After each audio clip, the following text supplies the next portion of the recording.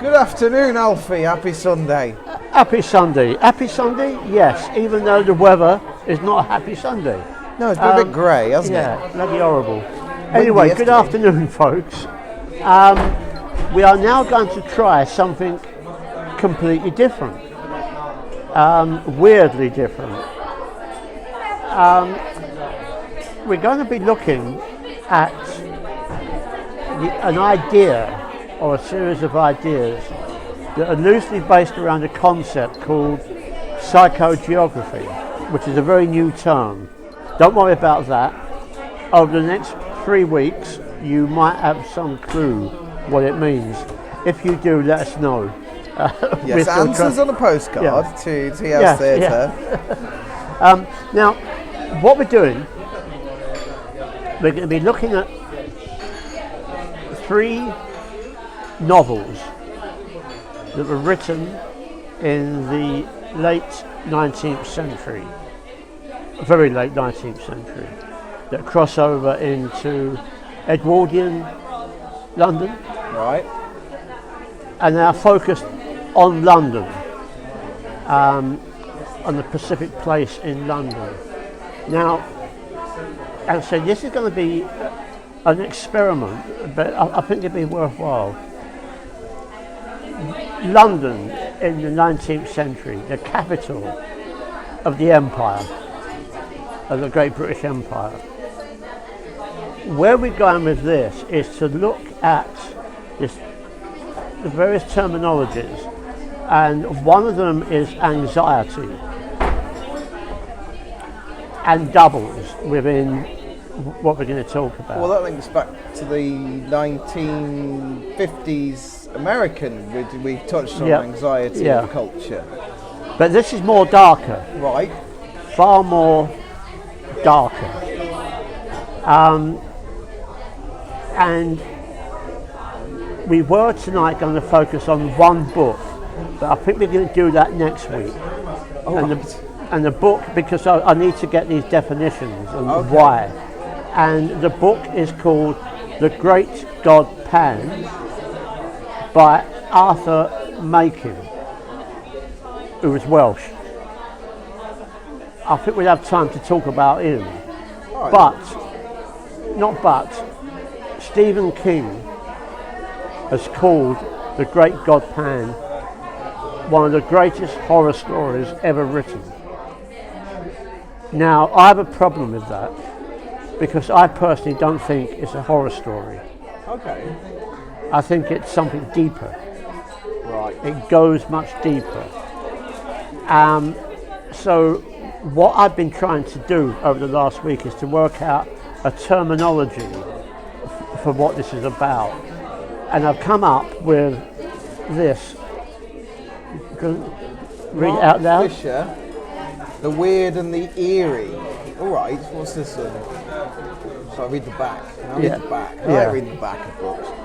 What exactly are the weird and the eerie?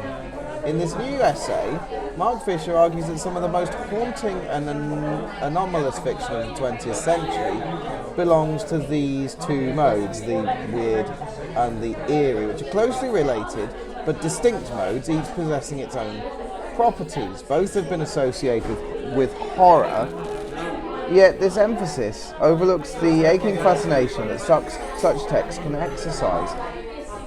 The weird and the eerie both fundamentally concern the outside and the unknown, which is not intrinsically horrifying, even if they are always unsettling. Perhaps a proper understanding of the human condition requires examination of the liminal concepts, such as the weird and the eerie. These 2 modes will be analysed with reference to the work of authors such as Lovecraft, Wells, M.R. James, Christopher Priest, Joan Lindsay, Nigel Neal, Daphne du Maurier, Alan Garner and Margaret Atwood, and films by Stanley Kubrick, Jonathan Glazer and Christopher Nolan. Right. He's also the author of Capitalist Realism, Ghost of My Life. He lectures at Goldsmiths and blogs at K-Punk. Nice. So I see. So it's like adjunct to horror, being a bit more specific, eerie and weird as opposed to horrifying. Yeah. Now, he mentioned those influences, and they're all 20th century, apart from H.G. Wells and Lovecraft. So we're focusing on 3. Right. Machen, Yeah. Robert Louis Stevenson, and Dr. Jekyll, Mr. Hyde, Right. and Oscar Wilde, Oh, lovely. Picture of Dorian Gray. Oh, lovely. Interesting about these 3 authors, or 3 stories. They take place, as I say, in London, the capital of the empire, but they all take place in Soho. Okay. Right, so Soho, West End, London, this is where they take place. All of them have commonalities in terms of another aspect we could look at is atmosphere. London is a dark, dangerous, fractured, haunted landscape that they convey. Right, I wouldn't disagree with you now, Right. I don't think. Right, but what's interesting, even in the sunlight, if the sunlight is mentioned, London is dark. It's covered in soot, it's covered in muck, it's covered in chimney smoking all the time, coal, billions of cigarettes being smoked every day. And a good amount of debauchery around. Yeah, well, that comes in later. Right.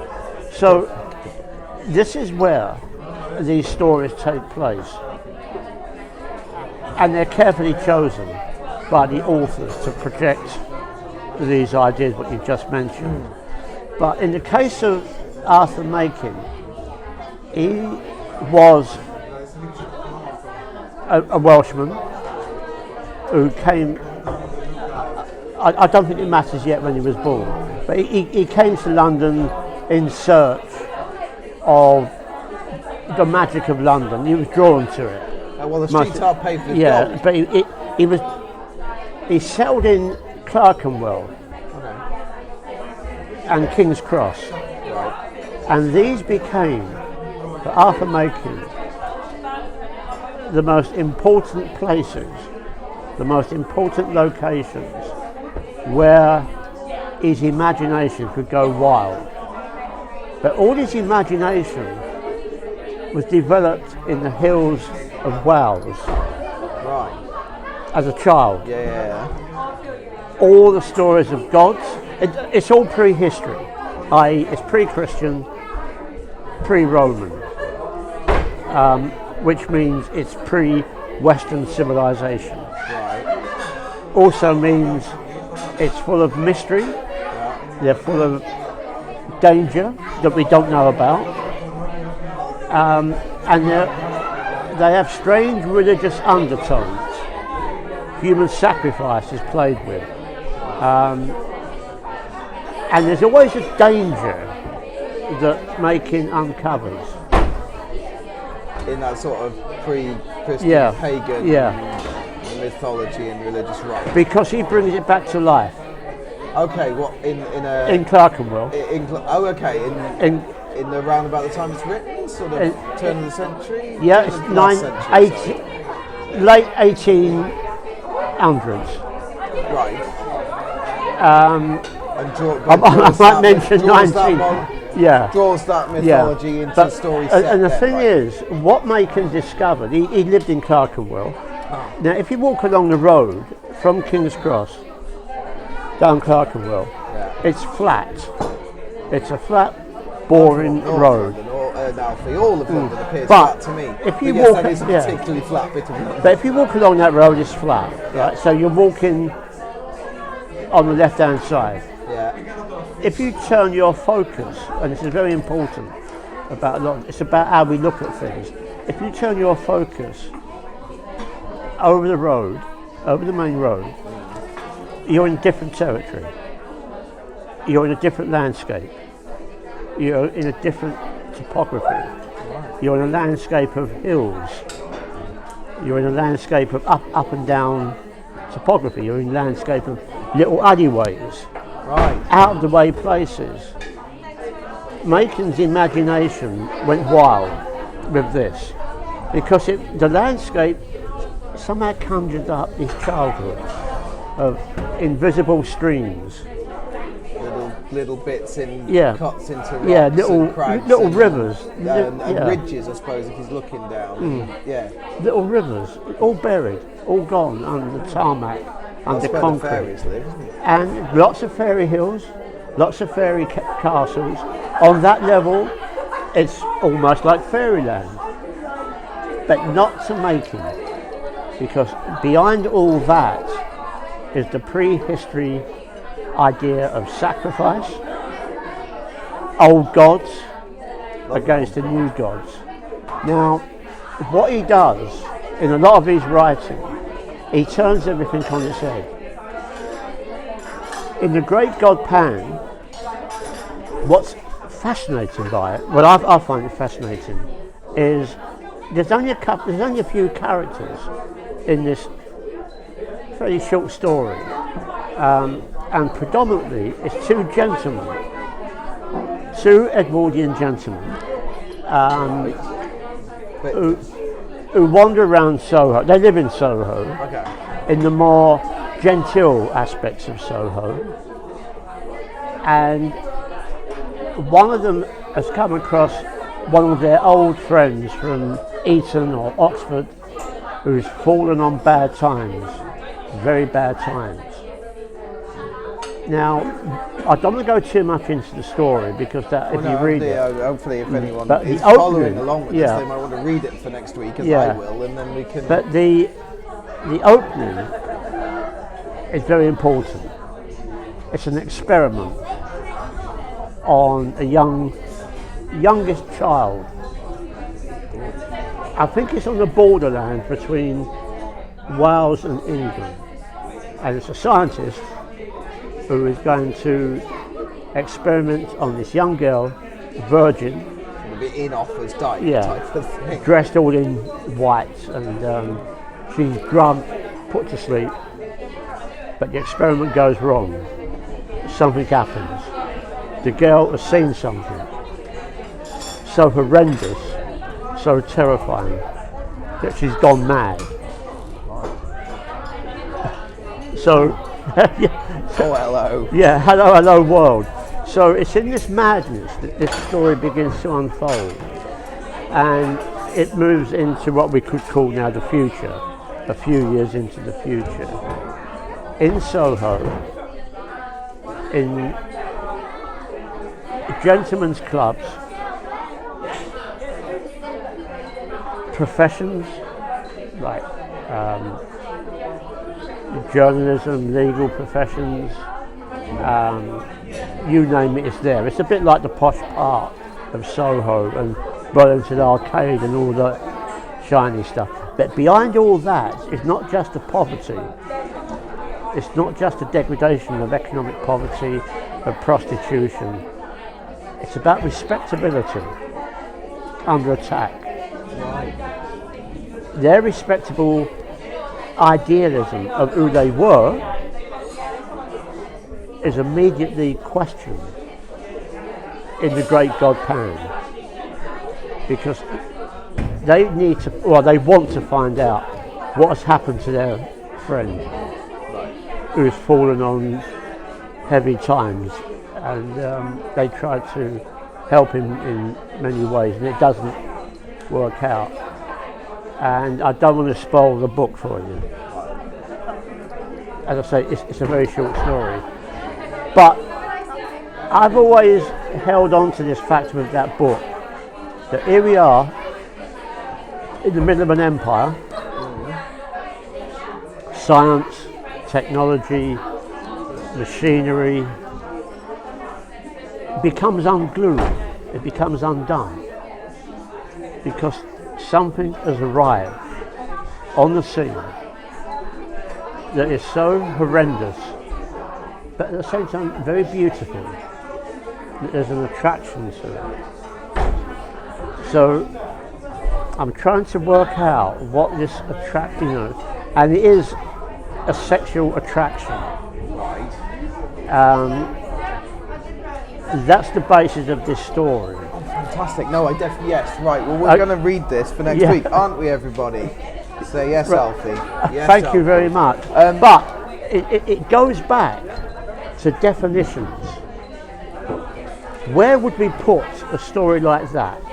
Horror comes into it straight away. Horror story. Yeah. Stephen King. Stephen King says it's a horror story. Yeah. As I say, it's not. It's weird and the eerie. Yeah, because I mean, certainly horrifying elements of what you just talked about in the opening. As you said, it's difficult to drill into it without going into the books. We're going to save that. But atmosphere comes into all this as well. Right. Okay. This conjuring up of an atmosphere that again is primitive, that is out of place in the metropolis, the capital of the world. It's, these things should not happen. They happen now in terms of our, because these 3 books that I mentioned, I think, well, they're not horror stories, although they can be conceived as that. They're not. They're weird and they're eerie. And it's the definition of those 2 definitions. But it's all about nuancing types of horror. Now with Machen, he was an interesting character himself. It would spend hours wandering around King's Cross. And you'll see what I mean by the importance of King's Cross, because we're going for a walk next week, me and Freddie. That'll be brilliant. I'll bring this. We can have a little chat. Yeah, at the end and it's special. It's where I was born anyway. Yes, yeah. And I was brought up in a lot of very weird stories, and now I know where they're coming from. All right. They're all sort of from work. And also they're stories that were made up by people who had never read Machen would make up King's Cross local stories. Because King's Cross is overloaded. Not now, but it was overloaded with stories. Yeah. Oh yeah, and just up the road is Euston Station. Yeah. Euston Station was the foundation of London. This is one of the stories. Right. A group of poets, along with. Well, if you come from the northwest, it is where you arrive. Yeah. And King's Cross is at the Caledonian. Well, yeah. If you're going east, you get King's Cross. See, I know Euston better than King's Cross. Well, King's Cross is where the Trojans landed. No, Euston. Sorry, folks. Euston is where the Trojans landed after the fall of Troy. Don't worry about it. Was the water? Did the water go further? Or it doesn't matter, right? That's just where the Trojans landed. Yeah, because there was Brutus. this. Well, no, they didn't mention Brutus. Not Brutus in the founding of Albion. No, that was not that. There was this other all around Somers Town. It was called Troy Town. At once, it was actually called Troy Town a long time back. So you have these intellectual artists, poets, all gathering around, esoteric wanderers, flaneurs of the mind, having a great time. When are we talking about now? Just forever in King's Cross? No, this would be at the very start of the 20th century. Sort of Euston, King's Cross. Yeah. Had a very strange pull on people, particularly with its rivers that flow through King's Cross. One of them is the Fleet River. Yes, right. Now, when Fleet Street. when the train station was being built, there was a slight problem. There was thousands and thousands of graves. It was a burial ground. So where do you move all these bodies? Is that like continued occupancy in that part? Because I suppose it's outside the city walls, isn't it? Yeah. So we're talking from Roman we'll walk through there. Saxon through. No, this was Or medieval. Well, we can talk about this on one day next week when we go over there. But back to Machen, lots of people have jumped on the bandwagon.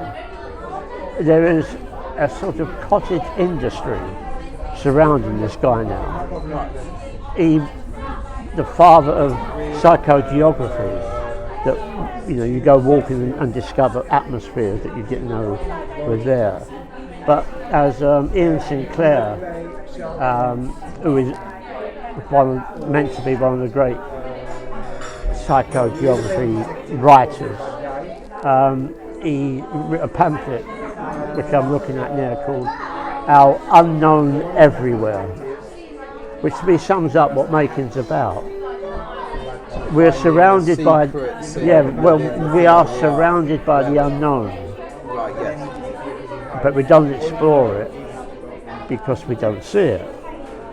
So if we do see it, now we'll turn it into a gothic horror story, a million miles away from those 3 books that I've mentioned. So what they're trying to do, or what I'd like to try to explore, is this idea of walking, the flaneur, which Machen was, but he would never call himself a flaneur. So go on, let's define flaneur a little bit. It's very French. Sounds very French. Yeah, it is very, very French. And strolling. You stroll the city. You're like a dandy. Right. You wander across the road through the boulevards, and you take in the atmosphere, and you write about it, and some beautiful poetry came out of it. But basically, that is your life. You got money, and you wander through the city. So you are a flaneur. Yeah. And you go flaneuring. Flaneuring. Okay. Now you can go flaneuring. Flaneuring. Flaneur is the feminine. Right. So with Machen, he wasn't that, although some people say he was. But he was focused upon this other world, this atmosphere, this eerie atmosphere that is still there in King's Cross if you can seek out the atmosphere. It still has the resonance of the smoke-filled, foggy, dirty, grim, grime London.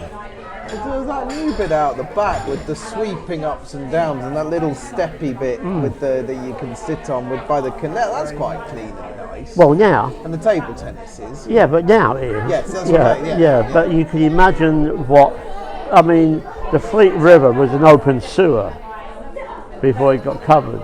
The River Thames, the Great Stink. Yeah. The canals. If you fall into a canal, I don't know what your chance of survival would be. Yeah. If you fall into the Thames, I don't know what your survival would have been. Even now, even now you'll survive. Yeah. It's ropey water. So these are ideas that I think are worth exploring, but they're also exploring these 3 novels. Yeah. Dr. Jekyll or Mr. Hyde, or Jekyll and Hyde. I read it last night. Nothing. I read it years ago, so I forgot it.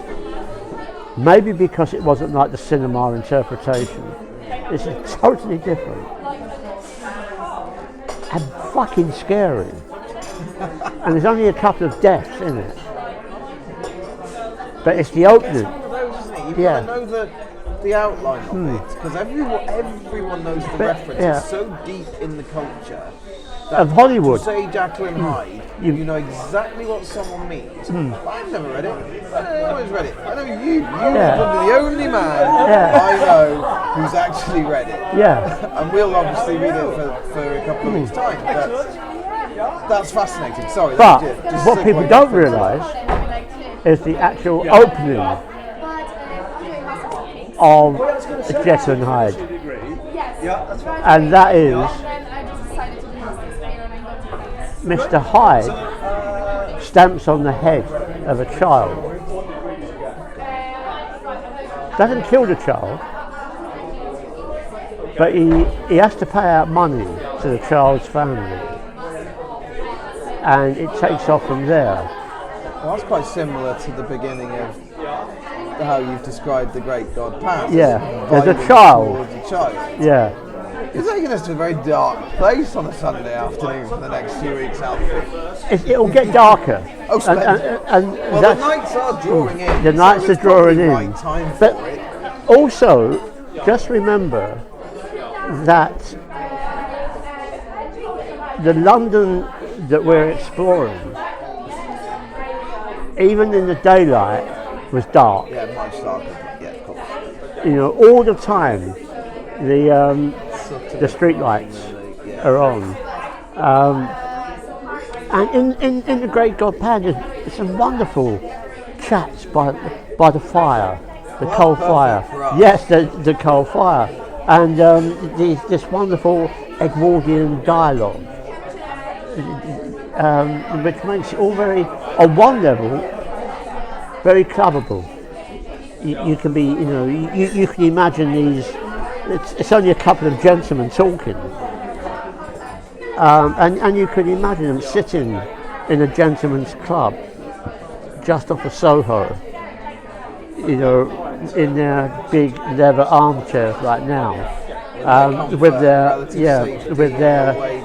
vintage wines, yes, and their cigars and. Opulent. The smell of cigar smoke, but outside is this thing, this sexual predator, so horrendous that it just destroys people.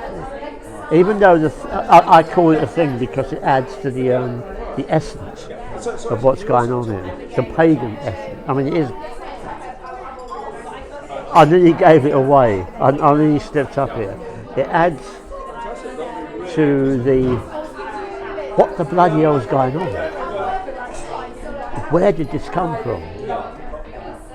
Because this is not all part of modernity. This is not part of science. Something very, very old. Yeah, but Machen is influenced by, and that influence was from his childhood, where the landscape still had sort of the ruins of old Roman forts. There was still stories about the old gods in the woods before the arrival of the Romans and the arrival of the Christian religion. So he was brought up on this sensibility, this poetic need to explore. So he was an outsider, like Oscar Wilde was an outsider. Robert Louis Stevenson was an outsider, although he was more part of the establishment than Machen or Wilde. But he was questioning everything all the time. Even when he was writing children's novels, there was a questioning going on. So it's just worth remembering where you place them, those stories, and particularly when we get on to the Great God Pan next week and its implications. What influenced them? Where did they come from? And why then? Why did these novels happen within a space of 10 years of each other? Well, that's interesting. What was going on? Because, That'd be lovely. and there is also what is going on as well, is to look at the penny dreadfuls. Yeah. Oh, I feel like I need to do a Segway advert for Don't Go Into the Cellar Theatre Company, who are a resident here normally, but because of all the stuff, they're doing, Penny Dreadful is one of their shows they've done here. Yeah. And they're doing stuff online on their Facebook page, and people should go and have a look and support them, because they're still performing online, and they're a great little theatre company and need everyone's help. And sorry, one thing, no, it's good, because when I was doing my MA, part of the work that I was doing, among this other stuff, was the Penny Dreadfuls.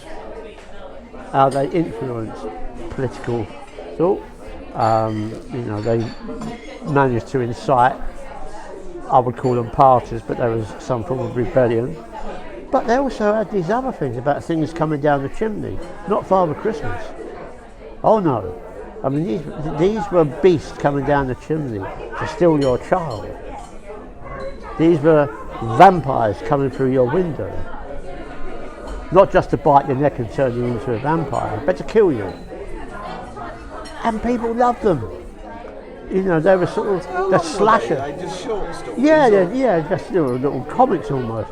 They were the slasher movers at the time. Right. But people loved them. They were great. People have always liked we all do, But so the groundwork was there. But all the time, for me, I always have to remember the duality that was going on. The strange sexual duality, the strange almost fear of sexuality.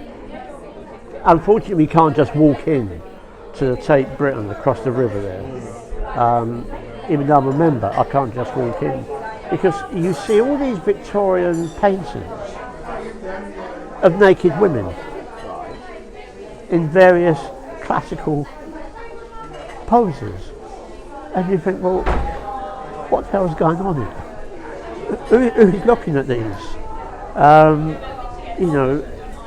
They were being brought up by very wealthy men and being critically acclaimed, but they were just women in classical poses with no clothes on. Alongside that is the morality. Often associate with Victorians and Yeah. how we see them. But there's also the morality that goes in proximity to these, and there's a whole series of paintings of the middle class domestic family, and you get them. It's like a little story, and again, it's usually the woman who disrupts the family. And there's a classic one of the happy family, and the painting is there. You see them, and then the husband holding up a letter, and the woman on the floor in the classical sort of Victorian pose of "Oh my God, what have I done?" Hands clasped. Yeah, that's it. The hands clasped, and there's two children, a boy and a girl, and basically she's had an affair, and the husband has found out. And the last one you see of that three is the woman sitting under the bridge at the River Thames with her two children in destitution. Now, throughout those paintings, in the background, they all happen at night because you see the moon in the window of the house, then you see the moon when she's been found out, and then you see the full moon when she's by the River Thames. Full moon when she's out on her own with her kids. Yeah. So you have,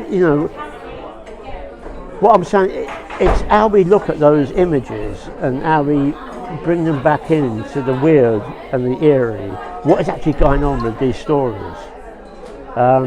Obviously, all the naked women in whatever poses, classical poses they are. Obviously that was for a male audience. I mean, you wouldn't take them on and say to your wife and kids, "Hi folks, look what I just brought." Happy Christmas. Get them off. You wouldn't do it. No. So these stories, I think, or these authors, although they're set in a geographical landscape, which is Soho, they're also questioning, and I think more so in Dr. Jekyll, Mr. Hyde, the hypocrisy of the age. There's this. Okay. That's interesting. I mean, there's hypocrisy in any age, but that's. And the Victorian age was full of. That might be fun. Yeah, if we can look at it through that prism, because just before this was the contagious Contagious Disease Act, Oh, which was meant to protect We're women. under one of those at the moment. Yeah, aren't we? but wait. It was meant to protect women from venereal disease. Oh, right. That kind of contagious disease. I see. Yeah, right. Oh, Now, lovely. How did but it do what that? happened? It was the women who were being literally plucked off the street and their bodies were being explored by these torturous metal objects being shoved up them, and you can see them at the Wellcome Institute. So, Victorian examination. yeah, instruments. that's you could say that Well, went this is how wrong. you dealt with vapors, isn't it, or something? Yeah, but there's Yeah, actually we're getting it's into dark interesting. territory for a Sunday Yeah, afternoon. it's interesting you said that, because the cover of the book that I've got of the Great God Pan, it's got these instruments, these metal instruments on it, Right. and the cover is a sickly yellow cover, which always reminds me of smog, Okay. that sulphuric smog that hung over London. So this is part of the exploration with quotes from the books. But next week, if you can read The Great God Pan, Yeah, it's only about 50 50 pages. So Arthur Machen's The Great God Pan. Yeah, just probably more than 50 pages, right? Well, Yeah, you've so we written me can a go copy, into it in so more I'll have a detail. look at that. I'm sure people could find a Kindle version or a Amazon You version can get it anywhere. somewhere, Yeah, don't. Yeah, paperback. if you can get it in the, if you pay £6 for it, you get a couple of other stories by Machen, which touch Something upon to do drugs. if you're working from home. Yeah, but if you find a book that's about 16 to 20 quid, and they're there, it comes with a lot of junk, a lot of Machen's bad story, because when he wrote badly, he wrote badly. Right, okay. You know, so be careful. Just go for the cheapest one. Right. One, you know, the Great God Pan and the white powder. So he had some really good stuff in him, but the rest was a bit... What's that? You can imagine that he was just rushing off at speed. Oh, okay, just like... Yeah, firing because off he his was, thoughts you know, and his atmospheres and his- he was like a lot of those authors. They were, you know, writing for the equivalent of a newspaper. Okay. They would come out in So it's small. Yeah. some shorts are good, some are not. Yeah. I did. That's very much the time, isn't it? I suppose that type of writing. So I'm not going to give you any book quotes until next week. I mean, you know, there's quite a lot of books that people, if they want to look at them and to read up to. But I don't think at the moment that's necessary. Oh, well, let's have a look Because at the story. basically it's those three books. Dr. Jekyll, Mr. Hyde, Picture Dorian Gray, and what we're touching upon now, The Great God Pan. I'm not going into Dracula. Okay. Whereas these are weird and eerie, I think Dracula does fall into Gothic. But it's what I call high camp Gothic. Although I would like to talk about Dracula further down the line. Yeah, sure. What age it was written in, you know, the Balkan Wars, and it's a very weird novel actually, because it's not really a novel, it's just a series of letters and diaries. But it's about this, if you look at it, it's about a character who's dead, and he wants to buy property in England. He wants to buy property in England, but he also wants to get his rocks off with a young English middle-class virgin girl. Well, don't we all? Yeah, so you know, so that's why I call it high camp Gothic. Another thing, it's nothing like the movies, where he comes down the stairs in an evening dress, you know. I must admit, the opening of it is quite brilliant, but that's another matter. Yeah, we're So staying far, away yeah. from Dracula. But So- yeah, so sort of Do you want to sum to up? sum up, we're going to be looking at the work of Machen and psychogeography of Soho Where these novels through have, the great god Pan.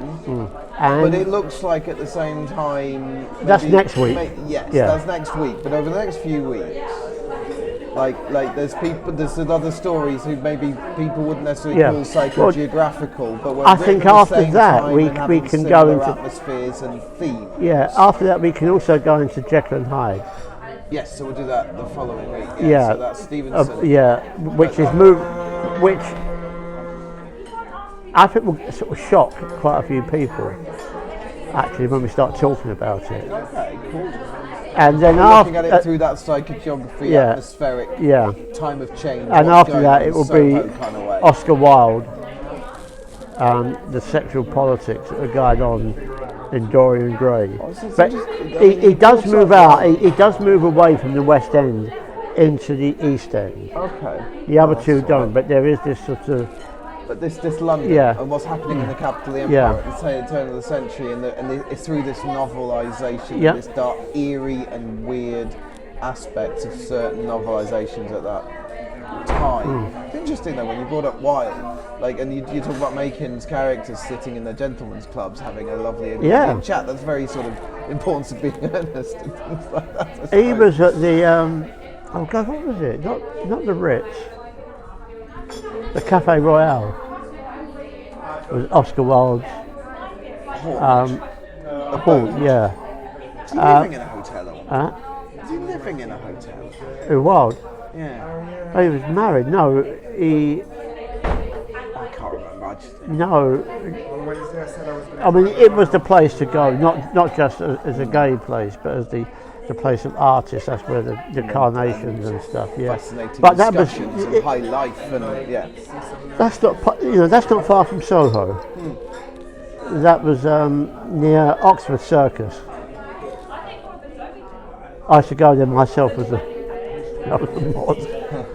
But then, yeah, like you're saying, there's Yeah. cross as well with the flaneury type artists as well. Like, there's enclaves. It was like an esoteric gathering. No, Oscar Wilde was married. I think he had 2 kids.